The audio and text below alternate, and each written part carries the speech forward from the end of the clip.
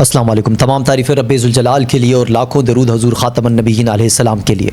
आप देख रहे हैं यूट्यूब चैनल हक टाइम, मैं हूँ काशिफ़ रज़ा। नाज़रीन, हमने देखा पाकिस्तान तहरीक इंसाफ़ की जानिब से जब 9 मई के बाद एक सिलसिला शुरू होता है इज़हार लाताल्लुकी का, तो वो सीज़न 1 था, अब सीज़न 2 भी उसका आ चुका है और वो आया है तहरीक लब्बैक पाकिस्तान की जानिब से। अब ये आ रहा है या करवाया जा रहा है, खैर इस पर भी हम कुछ मुख्तसर सी बात करेंगे। और जो लोग इज़हार लाताल्लुकी कर रहे हैं पाकिस्तान तहरीक इंसाफ़ के बाद अब तहरीक लब्बैक पाकिस्तान की जानिब से, असल में उनका क्या TLP से ताल्लुक़ है या नहीं और कितना ताल्लुक़ है, इस पर भी हम नज़र डालेंगे।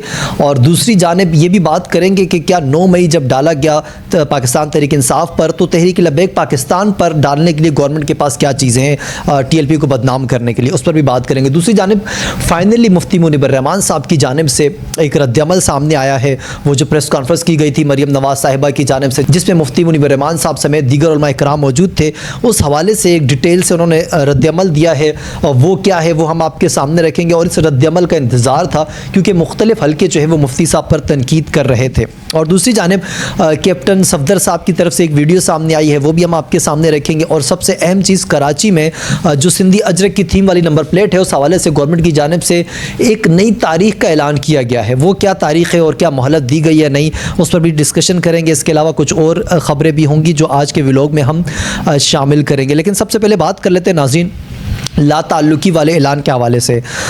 कल एक बहुत बड़ी प्रेस कॉन्फ्रेंस की गई थी और जिसमें तहरीक लब्बैक पाकिस्तान के साबिक जो टिकट होल्डर थे, जिन्होंने इलेक्शन लड़े थे तहरीक लब्बैक पाकिस्तान के टिकट पर, वो सामने आते हैं और वो ये ऐलान करते हैं कि हम सब तहरीक से अलहदगी का ऐलान करते हैं और तहरीक लब्बैक मुल्क के दुश्मन क़ुव्वतों को फ़ायदा पहुँचा रही है। अब वो कौन सी मुल्क दुश्मन क़ुव्वतें हैं और तहरीक लब्बैक पाकिस्तान ने क्या मुल्क को नुकसान पहुँचाया है, हम तो खैर अब तक ये नहीं देख सके। हम चाहते हैं कि ऐसी चीज़ें हमें दिखाई जाए।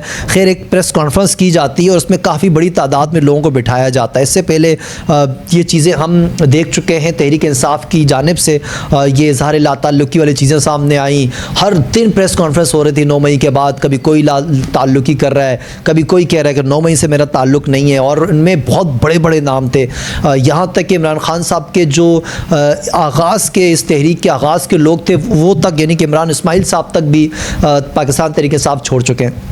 मैं नाज़रीन आपको थोड़ा सा पीछे लेके चलता हूँ। अक्सर लोग ये सवाल करते हैं कि तहरीक लब्बैक ने ये एहतजाज या मिलियन मार्च की कॉल दी क्यों और इतनी ताख़ीर से क्यों दी। देखें, जब समूद फुलटेला पर अटैक होता है तो बरोज़ जुमरात शाम को जमात इस्लामी के अमीर हाफिज़ नईमुर रहमान साहब की तरफ से एक प्रेस कॉन्फ्रेंस की जाती है और वो ऐलान करते हैं कि हम बरोज़ जुम्मा, हफ्ता और इतवार, ये 3 दिन तक हम एहतजाज करेंगे। जुम्मे को मुल्कगीर एहतजाज होता है, फिर हफ्ते वाले दिन लाहौर में एहतजाज की कॉल दी जाती है और इतवार वाले दिन कराची में एक बड़ा एहतजाज की कॉल दी जाती है और वो एहतजाज होते हैं। तो ऐसे में हम देखते हैं पाकिस्तान में एक ट्रेंड बना हुआ है कि 3 दिन एहतजाज होते हैं, एक जुम्मे को, एक हफ्ते को और इतवार को, और इसके अलावा बाकी दिन एहतजाज नहीं किए जाते।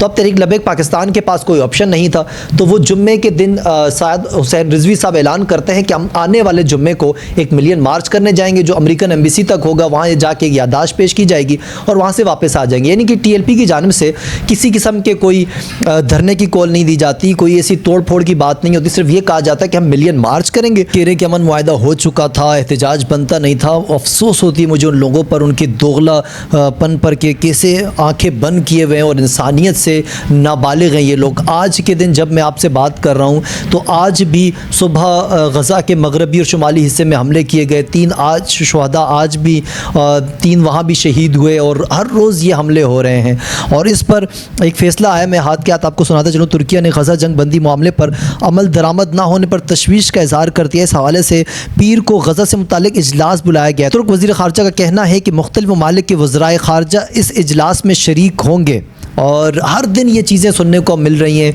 यानी कि जिस अमन मुआहदे की बात की जा रही थी वो अमन मुआहदा तो हो ही नहीं रहा, अमन तो कायम ही नहीं हो रहा। तो खैर ये बात कहीं और निकल जाएगी नाज़रीन। असल बात हमारी तहरीक लब्बैक पाकिस्तान के हवाले से थी।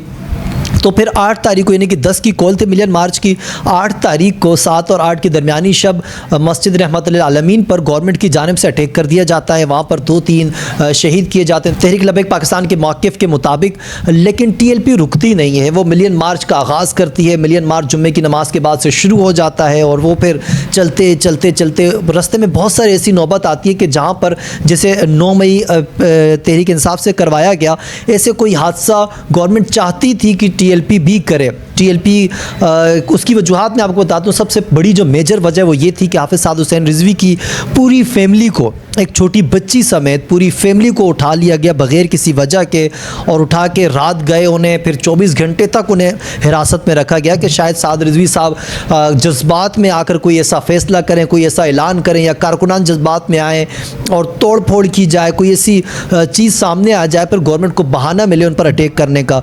लेकिन मेरे ख्याल से साद रिजवी साहब ये तमाम चीज़ें जानते होंगे, इसलिए कोई ऐसा ऐलान सामने नहीं आया, ना कोई ऐसी चीज़ TLP की जानिब से की गई। तहरीक लब्बैक पाकिस्तान की जानिब से सब्र का मुज़ाहरा जो किया गया तो वो उसकी तवक्को नहीं थी गवर्नमेंट की। तो सबसे बड़ी वजह यही थी कि अब तक वो चीज़ें सामने नहीं आई, इज़हार ला ताल्लुकी वाली जो PTI के दौर में या PTI के साथ जो हमने देखा।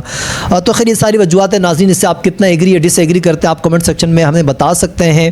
अब जो जाने वाले हैं उनका रास्ता कौन रोक सकता है। और हाँ, एक और चीज़ आपको बताऊँ कि जो लोग इस वक्त इज़हार ला ताल्लुकी कर रहे हैं तहरीक लब्बैक पाकिस्तान से, ये कन्फर्म ज़राए से मैं आपको बता रहा हूँ, उनका तहरीक लब्बैक पाकिस्तान से कोई ताल्लुक़ नहीं है, सिवाय इसके कि वो माजी में TLP के टिकट पर सिर्फ इलेक्शन लड़ चुके हैं। तो उनको बुलाकर, वो भी ऐसे कोई ट्वीट मेरे सामने आए हैं बहुत से लोगों के मुताबिक, उनकी फैमिली को प्रेशर में लाकर उनसे ये प्रेस कॉन्फ्रेंस करवाई जा रही है।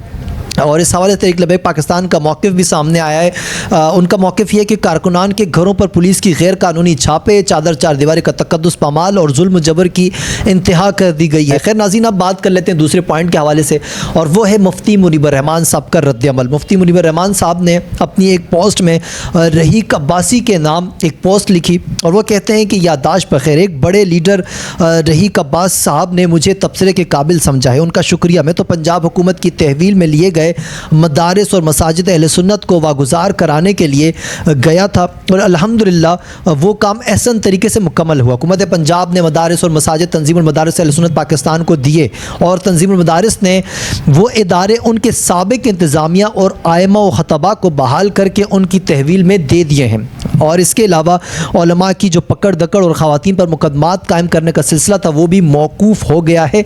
दीगर मसाइल पर भी बात हुई और कुछ ना कुछ पेशरफ ज़रूर हुई है। आगे वो कहते हैं कि जिस इज्तिमा के मनाजिर मीडिया पर आए मैं उसका हिस्सा नहीं था, अलबत्ता जब मुझे वहाँ बिठा दिया गया तो मैंने सिर्फ़ और सिर्फ अहले सुन्नत व जमात के मसाइल व मसाइब पर बात की जो नशर ना हो सकी। सबसे बड़ी बददयानती जो है वो गवर्नमेंट की ये है कि जो मुफ्ती मुनीबर रहमान साहब ने जो बातें कहीं वो मीडिया ने नहीं चलाई। और आगे वो कहते हैं कि उम्मीद है जिन लोगों को दहशत कायम करने के लिए बिला वजह गिरफ़्तार किया गया था वो आहिस्ता आहिस्ता रिहा हो जाएंगे। मशहूर कहावत है, छलनी उठकर लोटे पर तान करे कि तुम में दो सुराख। मेरा जनाब रहीक अब्बासी से सवाल है, एक अशरे से ज़्यादा मुद्दत हो गई आप लाहौर से लश्कर जरार लेकर मकतूलीन का कसास लेने डी चौक इस्लामाबाद पहुँचे थे, वहाँ का फ़ी दिन मेला लगा रहा था, ज़रा बताएं कि आप वापस क्या लेकर आए थे। और इसके अलावा वो कहते हैं कि उस वक्त आप उस टीम के ओपनिंग बैट्समैन थे। जहाँ तक तहरीक लब्बैक को ममनू करार दिए जाने का सवाल है तो जिस कानून के तहत उसे ममनून करार दिया गया उसी में इस मसले का हल मौजूद है। तो अपनी एक मुख्तसर सी पोस्ट में मुफ्ती मुनीबर रहमान साहब ने उन तमाम सवालों के जवाब दिए जो उन पर उठाए जा रहे थे कि मुफ्ती साहब कहाँ हैं, क्या कर रहे हैं। हमने अपने पिछले व्लॉग में भी कहा था कि ज़रा तहम्मुल का मुज़ाहरा करें। मुफ्ती साहब जो है वो एक बड़ी शख्सियत है और मुफ्ती आज़म यूँ ही नहीं कहा जाता, वो दूर अंदेश, उन्हें पता है कि मसाइल को कैसे हल किया जाता है। फिलवक्त जज्बात में अगर वो कोई फ़ैसला कर लेते तो मेरे ख़्याल से ये जो मदारिस और मसाजिद वाला मामला है ये भी हल ना होता। और फिर जिसकी लाठी उसी की भैंस, ये तो कहावत बहुत मशहूर है और फिर यही सब कुछ हमें देखने को मिलता।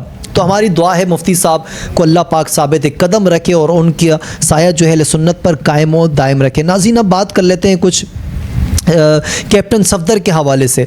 और मेरा सवाल मरियम नवाज़ साहिबा से है कि क्या अब कैप्टन सफदर साहब को भी गिरफ़्तार किया जाएगा, क्योंकि उन्होंने गुज़िश्ता शब चनाब नगर में ख़त्म नबूवत कॉन्फ्रेंस में कायदियानियों के हवाले से बहुत सख्त तरीन अल्फाज इस्तेमाल किए जो करने भी चाहिए थे। और उनका ये कहना था, उन्होंने अपने उस खिताब में एक दुआया कलमात कहे कि या अल्लाह हमें जो है वो ख़त्म नबूवत के मुहाफ़िज़ बना, हमें हमारे दरमियान गाज़ी मुद्दीन शहीद पैदा कर, गाज़ी मुमताज़ कादरी पैदा कर। और इस तरह के काफ़ी एक जज्बात में आकर बहुत ही ज़बरदस्त किस्म की एक तकरीर की। तो मेरा सवाल सिर्फ ये है कि ख़त्म नबूवत का नाम लिखने पर, लब्बैक या रसूलुल्लाह का नाम लिखने पर जो पंजाब के लोग अरेस्ट किए जा रहे हैं, तो क्या अब कैप्टन सफदर साहब को भी अरेस्ट किया जाएगा? ये सवाल हम देखते हैं आने वाले दिनों में इसका जवाब मिलता है या नहीं। खैर नाज़रीन, अब कुछ बात कर लेते हैं नंबर प्लेट के हवाले से। सिंध में गाड़ियों की नंबर प्लेट्स की तब्दीली में एक बार फिर 2 माह का इजाफा कर महकमा एक्साइज की जानिब से यह कहा गया कि गाड़ियों की नंबर प्लेट्स की तब्दीली की तारीख में तोसी के हवाले से बाकायदा नोटिफिकेशन भी जारी कर दिया है। नए जारी नोटिफिकेशन के मुताबिक नई जदीद सिक्योरिटी फीचर नंबर प्लेट्स जो सिंधी अजरक के डिज़ाइन वाली है वो 31 दिसंबर तक बनवाई जा सकती हैं। वाज़ेह रहे कि सिंध में अजरक वाली नंबर प्लेट्स की डेड लाइन 31 अक्टूबर को ख़त्म हो चुकी थी। दूसरी जानिब महकमा एक्साइज का बताना है कि सिंध भर में 65 लाख मोटरसाइकिलें मौजूद रजिस्टर हैं, जिसमें सिर्फ कराची की तादाद 33 लाख से भी ज़्यादा है। बेशतर शहरी मोटरसाइकिल ख़रीद तो लेते हैं लेकिन उन्हें अपने नाम रजिस्टर नहीं करवाते, बल्कि ओपन लेटर पर ही इस्तेमाल करते हैं, जो कानूनन जुर्म है। तो अब ये जो number plate Ajrak number plate वाली काफ़ी ज़्यादा इस पर तशवीश का इज़हार भी किया जा रहा था। हम इस पर भी हैरान हैं कि गवर्नमेंट जो है इस पर कोई रद्द-बदल क्यों नहीं करती। अगर आवाम को तहफ़्फ़ुज़ात हैं किसी चीज़ पर तो गवर्नमेंट को चाहिए कि वो फ़ैसला करे जो आवाम के मफाद में भी हो और किसी किस्म के कोई शकूक व शुबहात भी पैदा ना हो। अभी चलान वाला मसला भी चल रहा है। देखिए, ई चलान से एक तरफ तो ये बात अपनी जगह दुरुस्त है कि सड़कों पर हालात बेहतर होंगे, ट्रैफिक का निज़ाम बेहतर होगा, लेकिन लाहौर में जो चालान के रेट्स हैं या जो जुर्माने लगाए जाएँ, कम से कम उतने जुर्माने रखने चाहिए जो लाहौर में। हालांकि लाहौर हमसे काफ़ी आगे है तरक्याती मामलात में। खैर, अब बात करते हैं वज़ीर आला खैबर पख्तूनख्वा सुहेल आफरीदी के हवाले से, जिन्होंने सूबे में अमन व अमान की सूरत हाल के हवाले से मुख्तलिफ सियासी जमातों के कायदीन से टेलीफोनिक राब्ते किए और सूबाई असम्बली के इन हाउस कमेटी के तहत तमाम सियासी जमातों के कायदीन पर मुश्तमिल जिरगा बुलाने का फैसला किया है। वज़ीर आला ने अवामी नेशनल पार्टी के मरकज़ी सदर सेनेटर एमल वली खान से भी टेलीफोन पर गुफ्तगू की, जिसमें सूबे के अमन व अमान की मजमूई सूरत हाल पर तफसीली तबादला ख्याल किया गया। उन्होंने इस मौके पर उन्हें दावत दी कि आप ज़रूर इस पर शामिल हों, जिस पर एमल वली खान ने यह कहा कि मैं अपनी काबीना से मुशावरत करके इस पर फैसला करूँगा। और आखिर में फिर उन्होंने स्पीकर को सूबाई असम्बली से ये कहा कि तमाम कायदीन को जो है वो दावतनामे भेजे जाएं और ये जिरगा जो है बुलवाया जाए, ताकि अमन व अमान के हवाले से तमाम पार्टियों को लेकर मैं चलना चाहता हूँ। तो सुहेल आफरीदी साहब का विज़न तो बहुत ज़बरदस्त इमरान खान साहब के मुताबिक है और वो चाहते हैं कि अमन व अमान कायम हो सूबे भर में। अब देखते हैं कि आने वाले दिनों में इस तरह की चीज़ें होती हैं और किस तरीके से होती हैं और किस तरीके से वो तमाम पार्टियों को अपने साथ लेके चलते हैं। नाज़रीन, ये थी हमारी आज की वीडियो। अपनी राय के लिए कमेंट सेक्शन में जाएं, अपनी राय वहां पे कमेंट करें और हमारे चैनल को भी सब्सक्राइब करें। मुझे इजाज़त दीजिए, अपना बहुत ख्याल रखिएगा। अल्लाह हाफिज़ एंड पाकिस्तान जिंदाबाद।